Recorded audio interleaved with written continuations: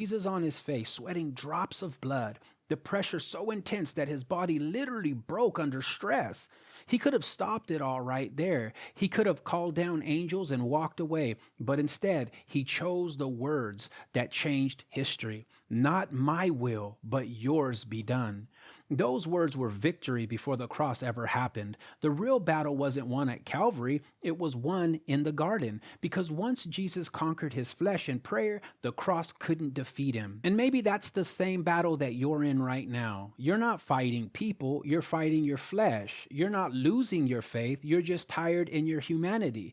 You're not a bad Christian for wanting to give up. Even Jesus felt that way. But just like Jesus, you've got a spirit side that refuses to quit. That's the side that knows there's glory on the other side of pain. That's the side that says, I may feel weak, but I know who I belong to. That is the side that pushes you to get up when everything in you says, stay down. See, Jesus didn't go back to the disciples to scold them. He went back to remind himself and them of what's real. The spirit is willing, but the flesh is weak. He was saying, I know how you feel, but don't let how you feel stop what God is doing. He understood the war between spirit and flesh better than anyone, and he gave us the example of what to do when the flesh wants out. Pray until the Spirit takes over. Prayer is what pulls you from the edge of quitting back into the will of God. Prayer is where your flesh starts breaking and your faith starts building. Prayer is where tears turn into strength and surrender turns into power. That's what happened in the garden. Jesus didn't leave the garden feeling defeated. He left ready.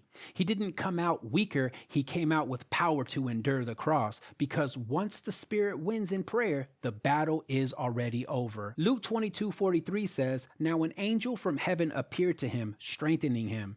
The moment Jesus surrendered, strength came, not before, but after. That's how it works. You don't feel the strength until you let go of control. You don't feel peace until you say, your will, not mine. You don't get angelic help until you surrender human pride. Heaven backs up surrender. That's what the story teaches us, that our victory isn't in avoiding the cup, it's in accepting God's will through it. Sometimes the miracle isn't God taking the pain away, it's him giving you strength to walk through it. Jesus didn't pray, Father, remove the cross. He prayed, Father, help me endure the cross, because his purpose was on the other side of pain. And I want you to think about this. If Jesus would have given into his flesh, none of us would have been saved. That's how much was riding on his obedience. That's how much purpose was attached to his pain. Now imagine what's riding on your obedience. Imagine what breakthrough is waiting on the other side of your surrender. Imagine who might be saved.